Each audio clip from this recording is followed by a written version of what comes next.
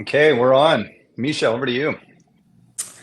All right. Well, thank you, Steve. It's a great pleasure to have this conversation out there in the world. Steve, you and I have been working together for a few years now.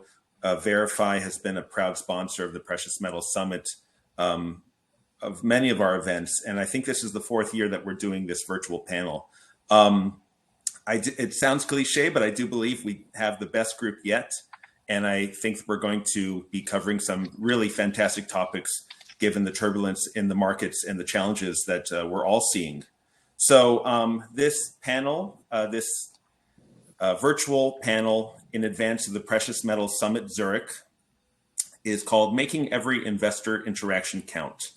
And with us today, we have uh, experts from all corners of the capital markets.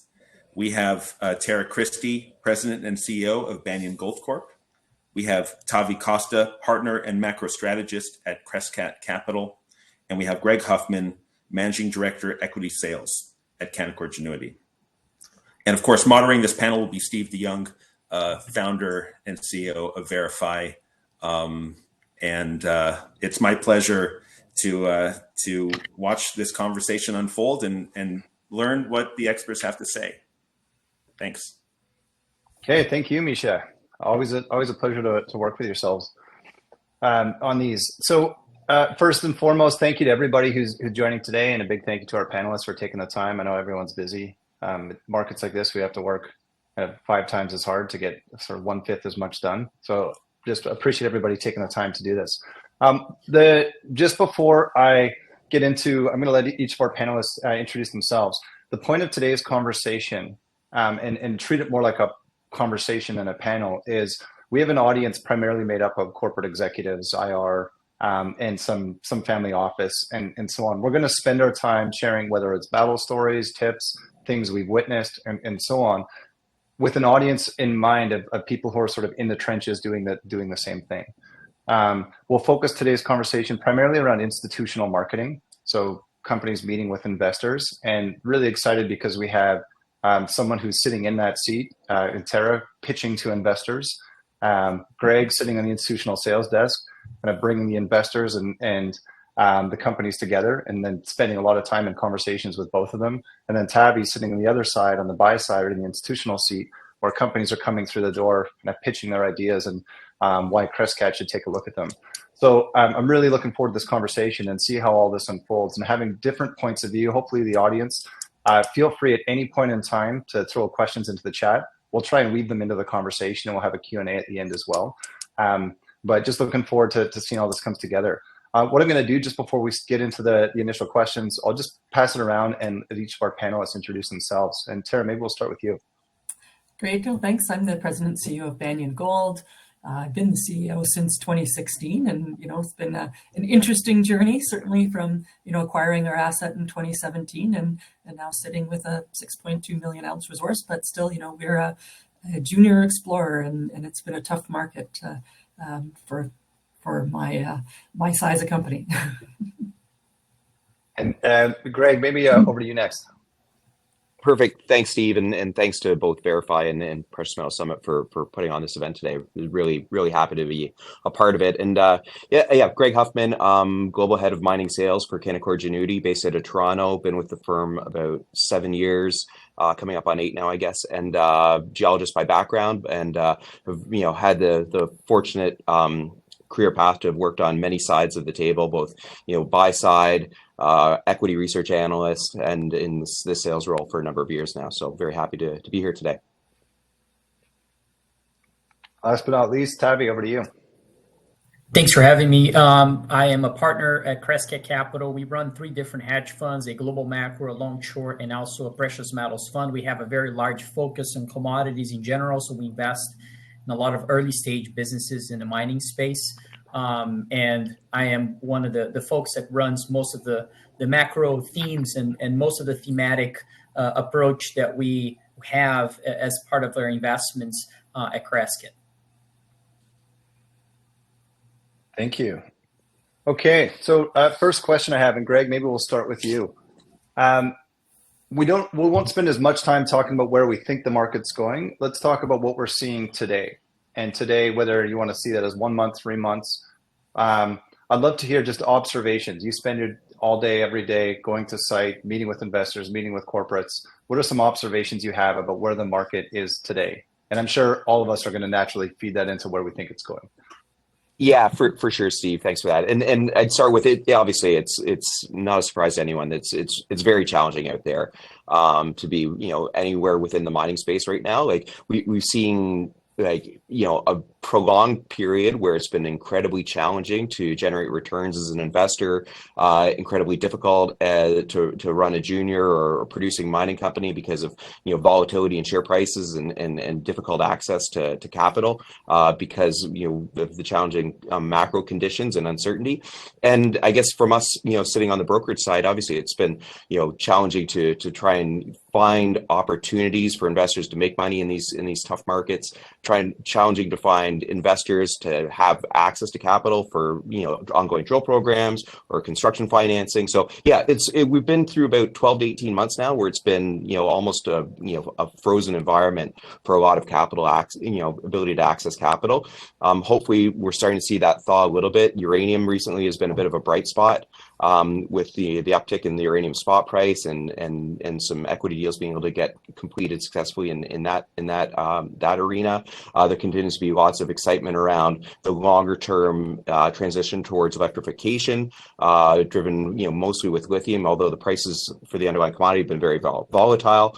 We see an incredible trend of M&A in terms of Australian lithium assets that maybe we can get into a little bit later. But overall for precious metals, it's been incredibly challenging, and despite gold trading at all-time highs in many currencies and just a hair off of that in terms of US dollars. So still find most of our client base is massively underweight the precious metals.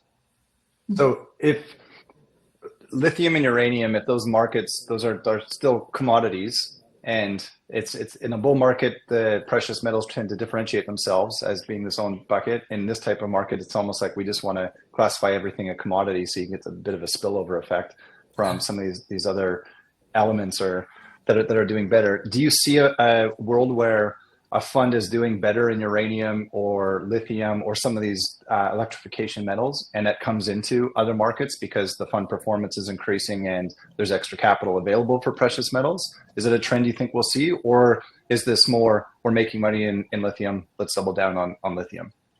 Yeah, I think what a lot of people are doing is where the fund has a flexibility from a commodity diversification perspective, they're following they're following the puck around the ice right now. So if lithium's working, that's where they are. If it's uranium, they're moving capital into that area. So there's a lot of, and I think we see that more on a macro basis as well, where if it's high tech stocks, that's where people are chasing returns. So where there's flexibility, people are following those trends, which exaggerates them a little bit.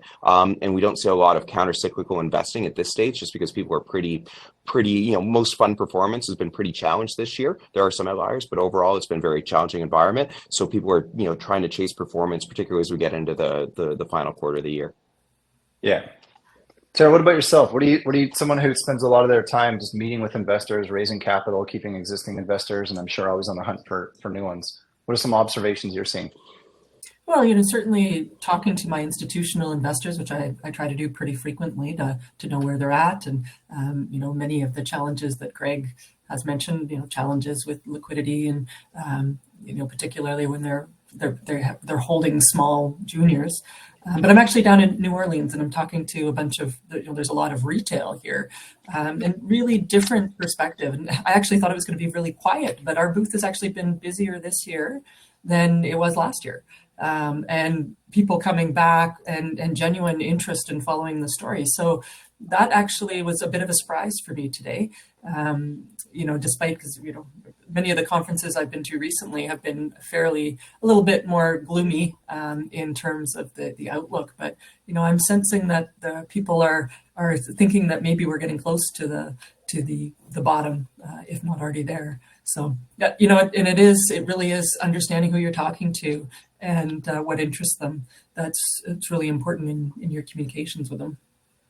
Yeah, I guess one of the benefits in this tough market is everyone's market cap has come down to a point where one retail buyer can have a outsized influence on any share price or stock as well. So now sort of that incremental buyer needs to be a lot smaller to make a big difference. Tabby, over to you. What someone who's sitting on the other side of it, both you're obviously watching kind of the macro environment and building your thesis and your fund strategy around that, but someone who's also kind of meeting with juniors and whether it's juniors or mid-tiers or seniors, what are you seeing? Well, lots of things. I would say that this is a different market than 2 years ago, for instance, despite the fact that valuations have not really gone anywhere outside of getting a little more depressed than they were. I would say that majors are starting to engage, which is an important aspect of this market right now.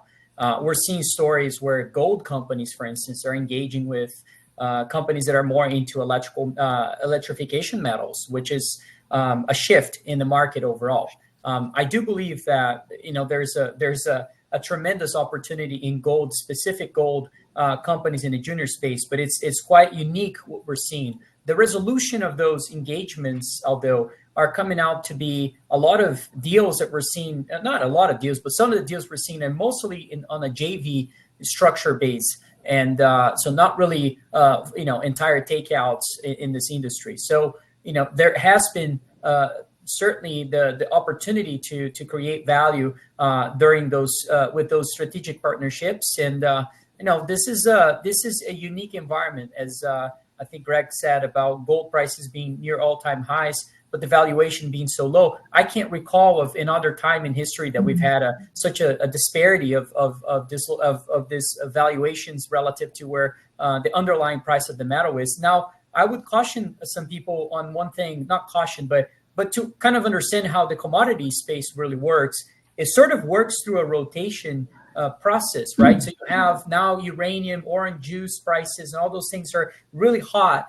But those things kind of rotate, Not too long ago, we had copper stores. Not too long ago, we had oil at $130 a barrel. So the resource market sort of rotate among itself. And so if you're in one of those businesses that your underlying commodity has not been doing very well, it doesn't mean it won't do well in the next 6 to 12 months. So don't be discouraged for that. And I think this is quite normal in an environment where we're certainly seeing all the macro signs that we're in a commodity cycle. I've never seen a gold long-term secular move here that hasn't really translated into also a very favorable resource environment. So there's a lot of things to be doing in a market like this. Yeah, it's a good point. There's so many there's so many sayings. It's always darkest before dawn and so on. I had a conversation last week. It was an institutional investor. I said, when does this stop? And they said, oh, that was last Thursday. That was the bottom. And we're in it till we're not. And then all of a sudden we wake up one day and we're not. But it's a really interesting point you bring up. Like in a former life running a junior gold company, the things I would have done to have $1,900 gold. And then here we are. And sure, it's inflationary environment and other things, but it's still this. I think that the nice thing about that is we don't need. This would be a lot harder if we're sitting at $1,300 gold, talking about the case for gold. So it's sort of, at least when we look at the things that need to shift to be in a precious metal market, at least we have a commodity price that is already sort of on its way in the right direction. So who knows what's next? Greg, I'm going to go back to you for this next one. Moving from observations into, I would say, whether it's advice or just tangible outcomes that people can look at and think about how they frame their pitch and how they frame their discussions with investors. When we look at a bear versus a bull market, and I think we'd all agree we're in a bear market for most commodities right now. There's a few outliers. How do you think that a company should shift its pitch, whether it's focusing on runway versus grade or other elements? What things do you think a company needs to do to adjust to meet the market and the investor where they are? And my follow-up question to that is, are companies doing that? Yeah, and I think it's a really good point is, are the companies actually sort of tracking that? And I think some do a better job than others. I think it's really important to understand where we're at in terms of the broader cycle. with respect to the commodity cycle and where equity valuations are, but then also where you're at as an individual company. And so, say you have a discovery and you're drilling it off. When access to capital is challenged, do you want to have 8 rigs going and spending $2 million every 2 weeks, sort of thing, on exploration? You have to be cognizant of that, because you're not sure that the market's going to be open for you to come back and raise additional funds. So you have to, what I think investors really want to see is a prudent awareness by management of the ability to access capital and where that next dollar to fund that exploration program or development or wherever you are in that cycle is going to come from, and be thinking about alternatives. Say equity markets largely shut for a gold exploration company. What are the other options that you're exploring? Are you speaking with the private equity funds? Are you speaking with the streaming and royalty sector? Are you looking at sort of potential for joint ventures with some of the seniors, as Tavi mentioned? So I think there's a lot of just being aware of where you're at within the funding cycle, how quickly you're going to have to come back, and the ability and alternatives that you have to keep your company well funded to execute your business plan. Because no matter what the market is, you have to continue to advance that project. I think standing still is not an option. So you need to be sometimes you can scale that in terms of how aggressive you're being, but you definitely need to keep things moving forward. Otherwise, people are going to lose interest in your story and look to move elsewhere, because there are a lot of opportunities and options for investors to look at right now. Yeah, and I think it's a really good point. It's be self-aware enough to know that investors are looking at a lot more than just drill holes and results right now, and understanding kind of a financial strategy for the next 2 months is probably more important than ever. Whether it's if you are going to raise, how do you position yourselves and manage that? If you're not going to, why do you not need to? I had a call this morning, just a content strategy call with one of our clients, and they're sitting there with $70 million in cash, and it's kind of sitting 20 pages deep in the presentation on the share structure slide, and we're kind of talking through and said, this needs to be your my own view, I should say, is this is a really important element to your story, not just because it shows your market cap and you can reduce your cash to get your enterprise value. It's the fact that you're fully funded for the next 2 or 3 years. So when that's not every company, they don't have the luxury of having that cash, but it is important to show that you have a sort of a strategy around how you're going to approach that, because you make a really good point. These investors have no shortage of things that they can invest in right now at all, and everybody's at a really good valuation or entry point. Tara, having gone through it recently, successful financing, congratulations on that as well. Yeah, I would put the same question to you. Have you seen your own sort of conversations and your own way that you present your story and your company evolve in the last? Yeah, huge. I say all this within sort of, if you look at the last 10 years, it feels like it's like 3-month windows where it's not a bear market. So but have you seen that evolve a lot as you find yourself in different environments? Yeah, we're continually rethinking our strategy, and it's a bit of a mental shift too, because we have been drilling hard from 2020 when we put out our resource, then we drilled another 40 and 50,000 meters, and we drilled 25,000 meters this year. But looking at the market, is that going to add value for shareholders? We've seen some great companies put out some really good drill results, and the market doesn't care. So is that a value add? So I think about, the dollars I'm spending are very valuable right now because they were raised at higher prices than our current share price. So when we're planning for how we're going to spend that money, and we've got a strong cash balance right now, over $8.5 million in the bank, all hard dollars, which gives us optionality. So, one of the things that I think as a manager and my team is doing is we're looking at, okay, so that's over 3 years of G&A for us if we were to stand still or do modest amounts, but that's not what we were given this money for, and that's not going to get us, as Greg said, get us value in this market. So we're looking at all the different things that we can spend that money on, and then analyzing what do we think we're going to get about that, and what would the market think of that, or our shareholders think of that? How's that adding value?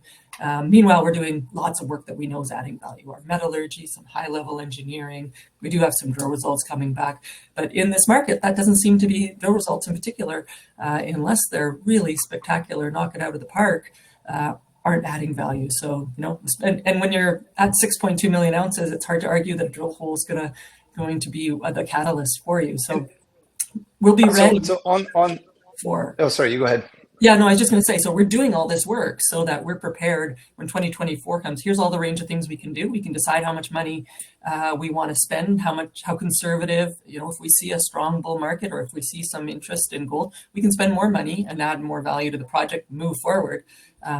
Or, we can be more conservative. And I think that's what a prudent management team should be doing right now is, okay, how am I going to add value? And really analyze every dollar you're spending in your budgets. And so the reality of so many companies is don't have they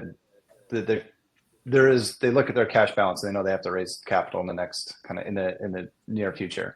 So if you woke up tomorrow and you had 8 of your $8.5 million was gone and you had $500,000, how would you change kind of your discussions with investors? Because you work yourself into this. And I think we've all seen it, where you're trying to pretend everything, or you always want to put on the face of like your project and all the exciting elements, but the elephant in the room is also like that at some point in the near term future that you can't hide the fact that you need to raise capital as well. So how would you adjust if you found yourself in that position? I'm sure you've probably been there at some point in the last few years as well. Or was when I was a 5 million market cap company, and when I took over as CEO, you have to raise money. And then you hope you have some great shareholders that are there for you. And that's part of building those relationships. But, every market cap company, I think you have to have a minimum threshold where you are deciding you won't get below before raising money or knowing you have a commitment for money at that. Like I never let myself get down to $500,000 before I made a decision on what I would have been long ago cutting all kinds of things to ensure that we didn't get down, because you're vulnerable at that stage, and especially in this market where it's tough to raise money. And it's easy to say, I know, but that's been everyone's waiting for, maybe it'll get a little bit better, and that optimist in you always is there when you're in this sector. Yeah, it keeps it going back to Greg's point. It's something really resonates. It's just that self-awareness or prudence of where you are in the cycle, both as your individual company, but where we're all together, where we sit within this cycle as well. And Steve, maybe if I could just layer in on that, I think Tara made an incredibly important point for the executives who are tuned in for this. Like having that minimum cash threshold in a market like this is so incredibly important, because you just can't let yourself get down to running on fumes, because the market will not be there for you. Just like, people are going to sense that like you're not being a good steward of capital. You've let put your business in jeopardy. So it's really important for wherever you're at. Like you could be, a multi-asset producer, but yet you still need to have that idea of like, what's my minimum cash, that I want to have? What's my balance sheet going to look like? Right down to, a $5 million market cap junior is a very different level, but you have to know where that level is and know what your financing options are to keep yourself above that. And maybe it is equity. And you don't like your share price, so you explore those other alternatives, but equity might be the only thing that's available to you at that point. So you just have to bite the bullet and take the dilution. So you just have to always keep that in mind. It's a very important point. And it's the reality is sort of dilution is one thing, and it's hard. You kind of have to plug your nose in certain situations and take it, because the dilution is going to be much worse if you kind of keep on that trend. Unless the market turns around, but we can never rely on that. And Terry, you made another really good point in that you raised capital at a higher price, and that awareness of sort of the cost of that capital, and knowing that those investors have supported you, and your company's share price, like every company's share price in this sector right now, is down from that. But just being that awareness of like, we have this threshold that we need to get back to continue to be able to prove to our investors that we're going to give them a return. Tavi, same question over to you. Obviously in a different seat, but bear versus bull, considering we're in a bear, how does that shift need to take? Like one of the things that comes up a lot is you go through a lot of pitch decks and you see, here's the case for whether it's lithium or copper or gold or silver. Do you, as someone who spends a lot of their time doing that, need to have a discussion with a company about their take on why gold or copper or anything else, where we are in that cycle? Or does that does that pitch need to entirely shift into something that's a little bit more project and company centric? Well, I'm not sure. So for me and for Crescent itself, given the fact that I would say the macro checks, we are solely focused on the quality of the asset. And and the quality of the management team in general. And there's really, in a bear market or in a situation where we are, where access for capital is so scarce, I would say there's really two types of companies you will find. Those that are hunkering down, and there's some other companies there, or three sides of those that are being drunken sailors in terms of spending, which usually are in deep trouble and very soon. But the third one really is being disciplined. And it seems like it's the same thing, hunkering down and being disciplined, but it's very different. Hunkering down, it to me just means no news quite at all. I mean, there's no sequence towards achieving the goal of the company itself. And one of the important things is a lot of companies do in their pitch books is having sort of that sequence to that they want to achieve their goal, the final goal of even having a major discovery or developing a resource or something along those lines. And what is important here is that sequence of acts, 2-3 years ago is the same as what it is today. Meaning, you really, it just really bothers me when I see a company that hasn't really done any work in 2 to 3 years. And you can really tell that by just looking at the flows of news, and it's very quickly you can realize if this is going to be a play that you're going to have to do a turnaround, or you're really investing in a team that has a high quality asset that will be able to succeed. And so it is and I would say, another thing that is very important, and you can really tell that quickly. I mean, Tara, not just because you're here. I mean, I think one of the things you do very well, you're extremely enthusiastic and you always upbeat when you talk about your story. And that's, markets reward that. Who doesn't want to be involved with somebody like that? But even what is the role of a CEO, right? What is the role of a leader of a company in this kind of environment where the market is just so difficult to raise capital? Well, the role of the CEO is create very important strategic partnerships over time, in my opinion. Let the technical team do their thing and obviously continue to run. But from a capital management perspective, you really need to be seeking the right investors to be in your story, really need to be seeking those relationships with the majors. Unfortunately, I see a lot of CEOs that do quite the opposite of that. They're not, meaning, they're just lazy when it comes to raising money and so forth. You got to put the work. I mean, you really got to go there and try to,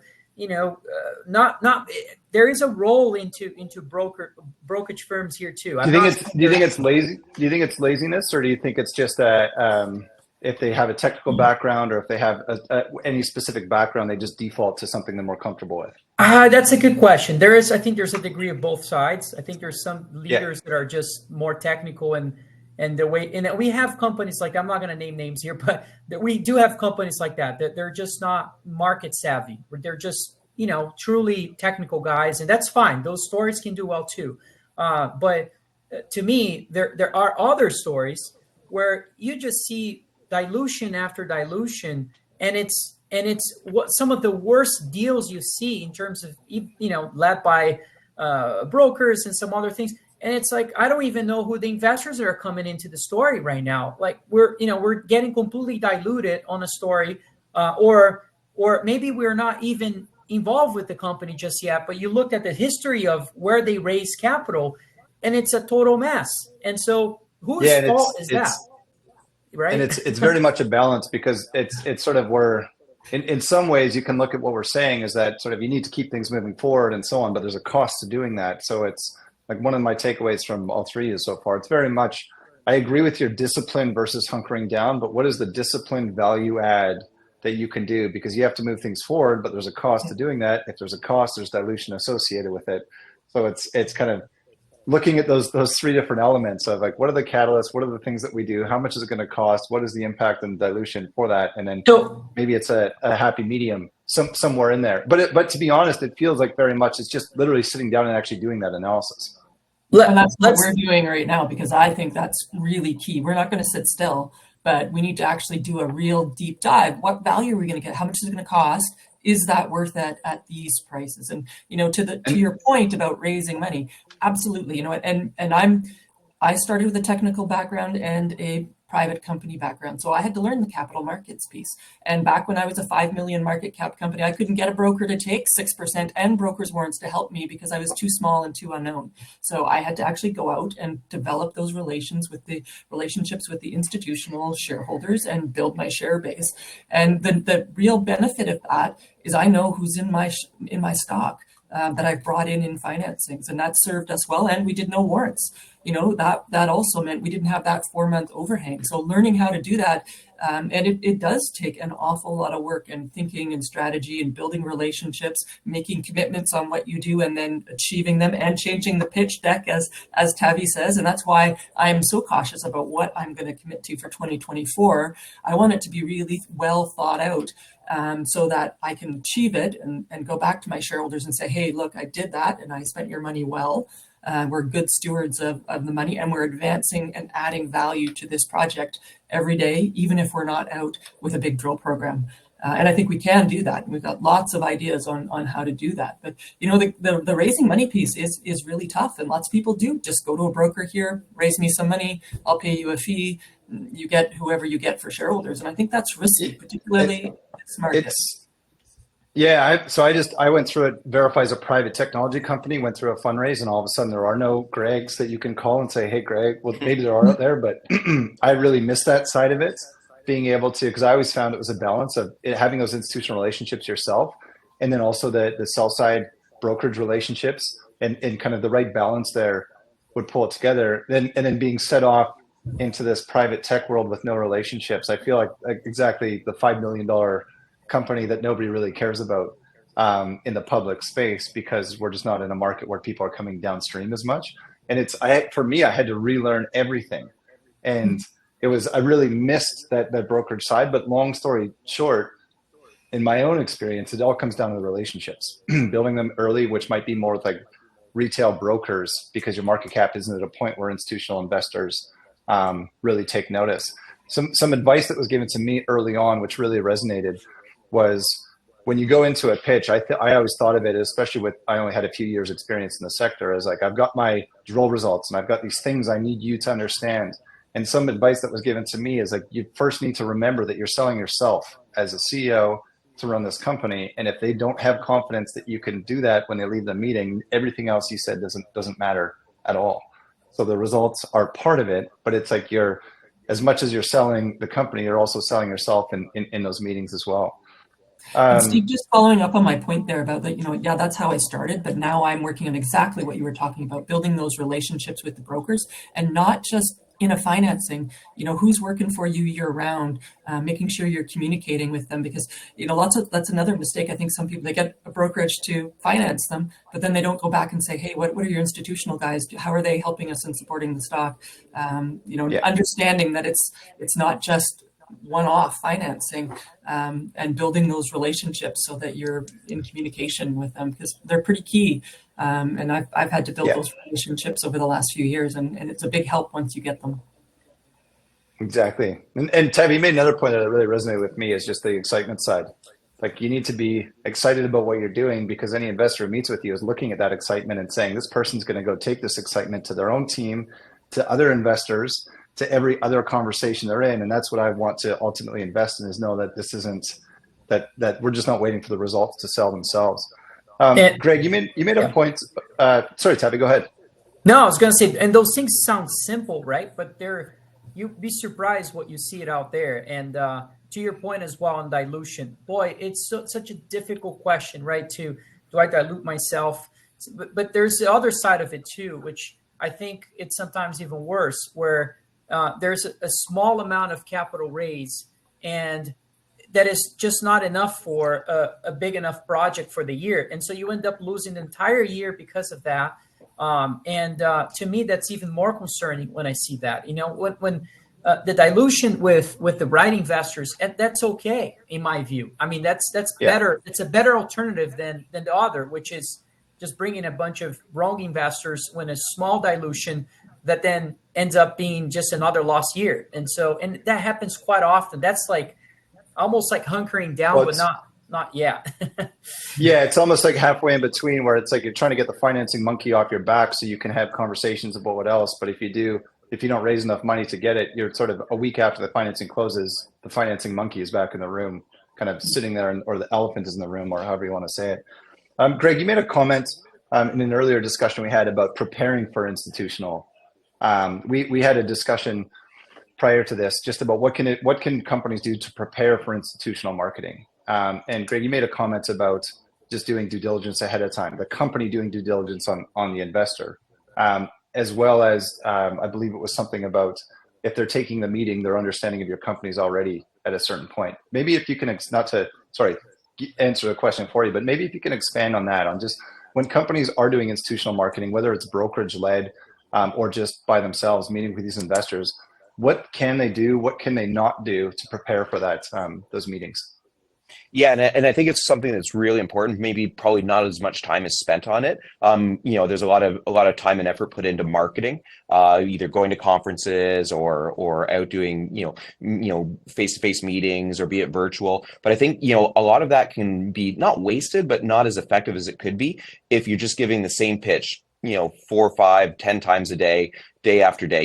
If you do a bit of background, or have someone on your team do a bit of background on who you're going to be meeting with, and understand what their background is, what the style of investing for their fund is. Are they technical, or are they financial, or have they run a company before? Are they invested in some of your peer group companies? Why did they pick those ones? Doing the work that you can to try and understand each of those individual meetings a little bit better, so you can tailor your pitch, so it's not just a flip through. Because 9 times out of 10, sit down in a meeting or hop on the Zoom and say, okay, you know what, do you have questions? And the person on the other end of the line is going to say, no, let's do an update. You can flip through the slides. But then you can really tailor that flip through. You can start, okay, you know what, I know you've got a technical background, so I'd really like to talk to you about this aspect of my company or my project. Or if they're, they might be technical, are they geologists, so you focus on the early stage exploration aspect? Or are they a mining engineer, so you can get more into the, the development stage sort of aspect. So I think it's having that understanding and really, have a tailor-made version of the presentation for each style of investor goes a very long way to helping, what Tara said, have that resonate, that meeting resonate with that individual, and you're more likely to get them to become, follow your company, and hopefully become a shareholder. Or if they're a shareholder, stay a shareholder.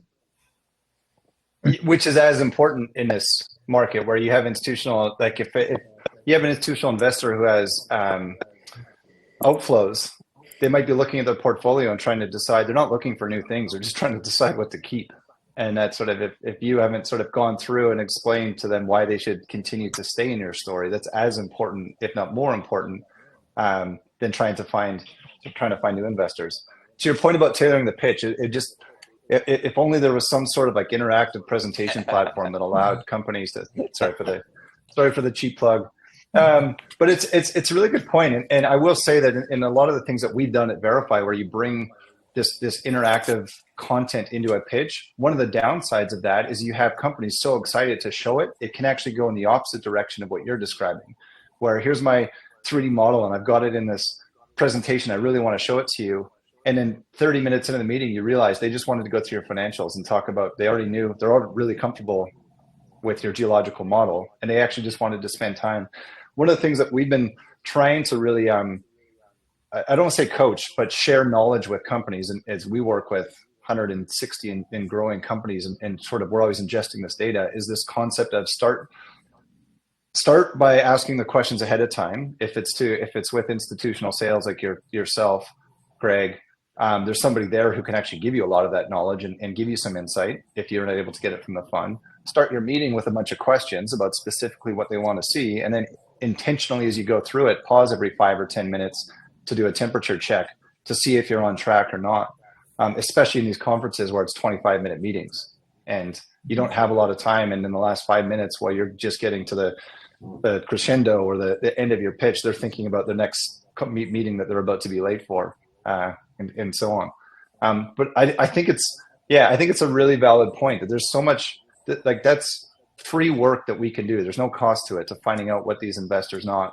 or want, and can make a really big difference. Like Tabby, I don't need to come to you and tell you about my view on the gold macro view.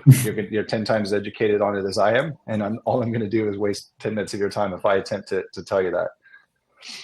Yeah, and by the way, I'm on that room as well of raising money, right? But for funds, Exactly. and it's not like some people think, oh, it's easy if you're in the fund side. Not really. I mean, I also need to reinvent myself and tell the story differently. And why do you think I put those charts out? That's I'm also trying to raise money and try to make an intelligent pitch about the story overall. And it's such a good story. We just gotta be able to kind of bridge this institutional capital towards this whole space, because it's going to be really interesting. And sorry, you know Steve, what? one really more. Good. You go ahead, Greg.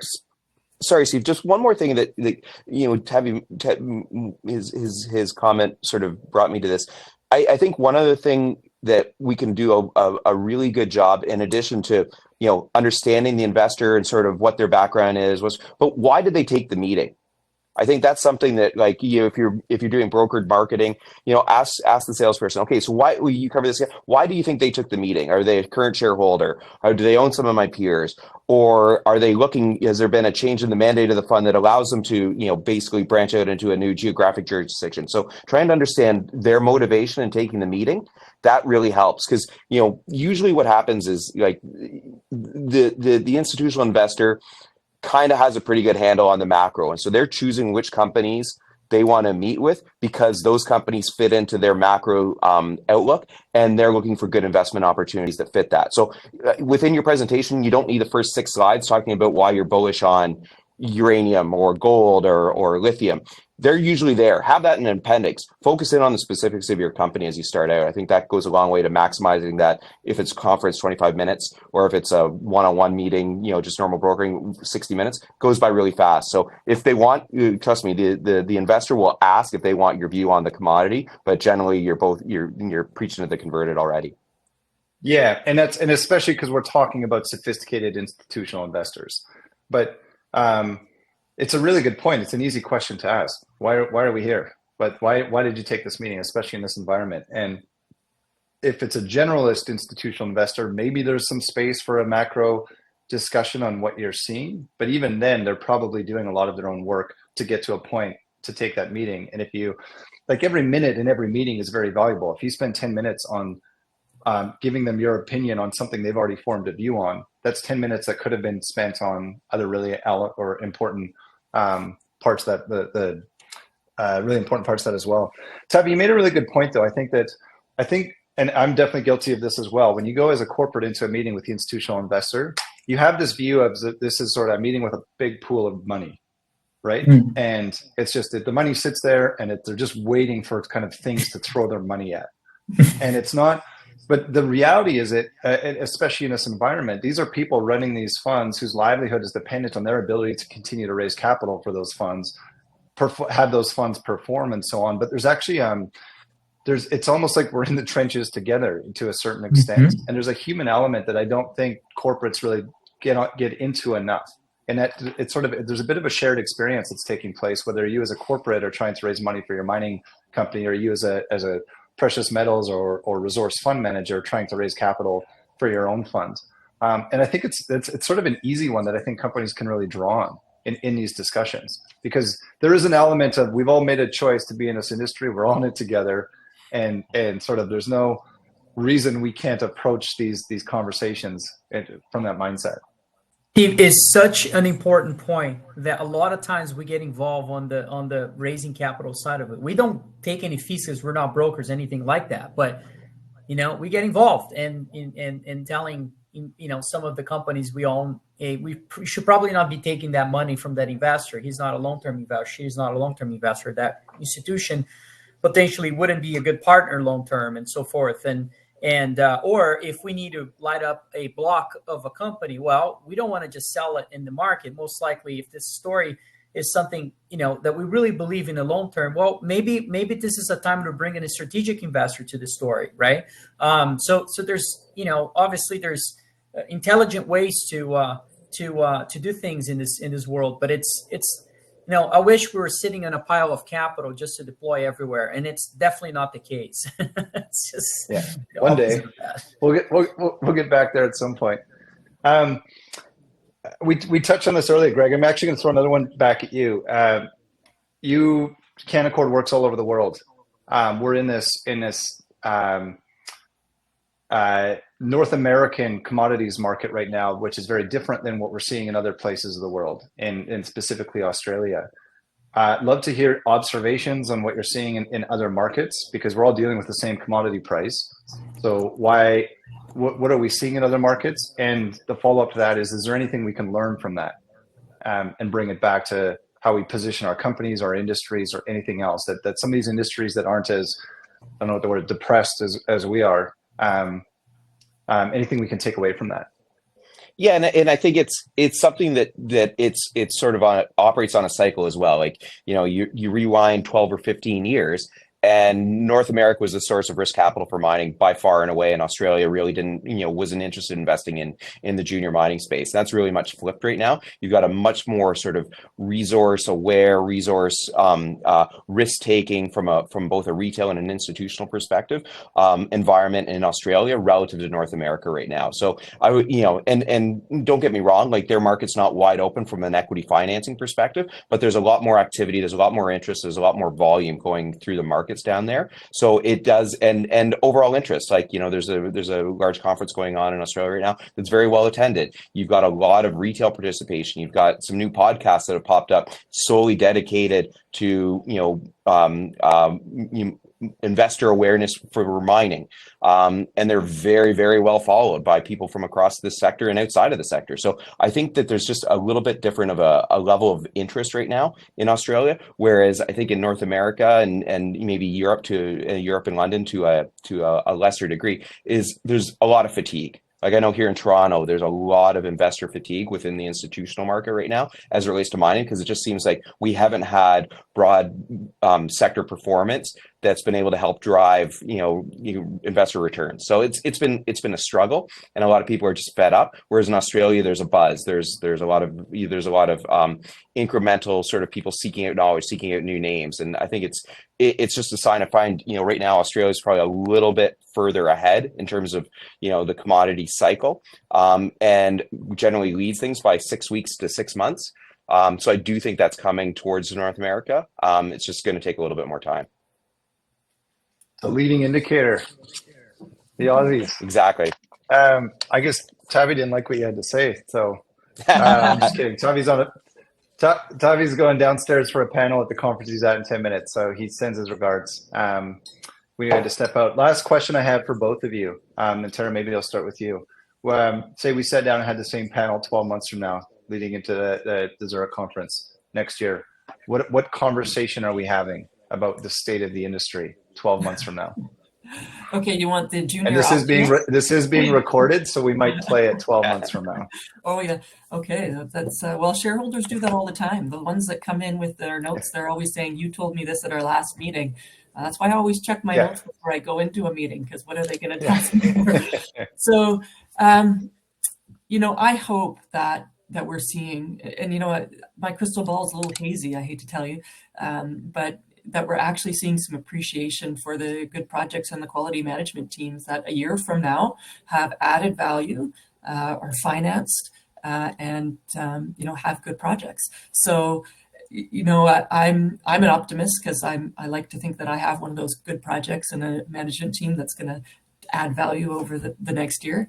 But I also know there are going to be some tough times for some companies that are have to raise money at these prices and are diluted, and that won't help our sector gain more happy shareholders. Because so I think we all have to be, how do we get through this? If this is a year, if it's 2 years, how as a sector do we get through it? And we got to be a little bit optimistic about it, because that's, people see a CEO that's down in the dumps. That certainly doesn't help, and it also doesn't help you think strategically. You have to be optimistic to get your brain thinking about, what do I do? How do I get to the next step that I need to? And that changes, and the market dictates that. So sorry, Steve, I don't have a crystal ball that's accurate about where. No, it honestly, if there's one takeaway in all that, is optimism is an asset in itself. In that, in that we're sort of naively optimistic, but that's sort of what we sort of, as people running these companies, you kind of get paid to do that. Ultimately, people don't want to invest in somebody who's not optimistic about the future, and it's balancing that with discipline. It feels very much like a theme that's coming through it. We've seen tough markets before. It hasn't been easy over the last few years, so this is just a little bit different version of it. And this business is tough. And that's where, the cream rises to the top, the people that are able to strategically figure out how to move forward. And Steve, exactly. Maybe one thing from my side on that, like I'd just like to add, like, you know what, the thesis as it relates to, obviously it's Precious Metals Summit and Verify, but like as it relates to precious metals, like the thesis is played out here. Like that's one thing, like, it's working. Like, the gold price has worked. Silver price is decent. Like, now we just need the equities to work, and that's going to come. But like the harder part, the macro is working in our favor. So now we just need to see those investor flows come back into our space and chase the equities rather than, and have the underlying commodity. Tavi made the point, like this divergence between the underlying commodity in gold and the equity valuation has never been this large. And that's going to reconcile at some point. And I do think it's with the equities moving higher. I think gold's going to hit a new high here between now and year end in US dollar term. And the equity, that's going to change the narrative. It's going to bring a lot more generalist investors who are massively underweight gold into the space. And we're going to see a broader sector equity valuation re-rate. It's going to come. It's just, we've waited a long time for it. And the hard part's there. Now we just need to see the equities play catch up. And you can say the same thing about critical minerals, that the narrative is there. And we're already seeing it in certain elements within lithium and other spaces to a certain extent, copper stories and so on. But I think we probably have a bit of a bias or tendency to go drift towards precious metals. Tara's running a precious metal company. I used to run a gold company. Tavi's running a precious metals primary focus fund, and so on. But I think there's an element of precious metals that when that comes back, it's all commodities as well. You will start to see the spillover effect of the critical minerals into the precious metals and vice versa. Precious metals come back. Like we're in no better point between the sort of the macro narrative, but also just the commodity price, especially gold, to set ourselves up for what happens next. So to summarize Greg's point, new all-time highs in the price of gold before year end. That's kind of when we publish the recording to this, on LinkedIn afterwards or on social. That'll be the headline for it. Exactly. I'll stick to it. All right. One last question just came in from the audience. So Greg, maybe I'll throw it over to you. If the situation persists in what we're in, how many companies are going to find themselves in a position where they're either going bankrupt or just have to fully stop what they're doing? Yeah, and if the market stays challenged for access to capital for junior mining and particularly precious metals companies, we're going to have to see. We have too many companies. I think that's just a foregone conclusion right now. There's too many companies in the space. And if things don't get better, we are going to see companies fall by the wayside. Now, I think rather than, companies fold, I think we're going to see consolidation. I think that's something that we're missing in the sector right now. And I think, if things don't get better, we're going to see companies forced to merge, to decrease, the G&A burden on the sector as a whole. So I do think that's something that is going to happen almost regardless. We do hit a new high in gold price. We're going to see consolidation because, the big companies do need to replace their pipelines. We don't see a rebound in M&A and things sort of status quo. Well, we've got too many companies and we're going to see consolidation as those companies sort of are forced to merge and consolidate. So I think that's going to happen regardless, and it should be good for the sector regardless, in either way. Yeah. And it's in the past, we've seen it, we've come to these cycles, but it's almost, there's been whether it's cannabis or cryptocurrencies, it's almost like there's always another sector to hide in. And what you see, especially for these public companies, is they actually rotate in. You'll see the junior gold explorer, copper explorer, all of a sudden there's a cannabis or something else. And we find ourselves in a market right now. There is nowhere to hide. There's no sector. You're seeing more lithium companies show up, but it'll be interesting to see how all of this unfolds in the next year or so. I've always been fascinated. There's Rick Rule gave a talk. This is going back 10 years or so, and it was at PDAC, and said 60% of the companies here have negative working capital, and if something doesn't change in the next 6 months, they won't be here at PDAC next year. And a year later, I actually took the stats and looked at it, and the market had not changed at all, and there was more companies. So it's completely illogical but who knows? It's almost like they'll always find a way. But regardless, I think it feels more bottomy than toppy, that's for sure. So we're moving in the right direction. Just coming up on the hour, a huge thank you to both of you and to Tavi as well. Appreciate your time going through this. For anyone watching this, there are some links in the chat you can click on, and we'll post those as well with a recording of this after. But just want to thank both of you for taking the time to do this. Thank you. Absolutely. Thanks, Steve. Thanks, Misha. All right. Thanks, Misha. And thanks to Precious Metal as well.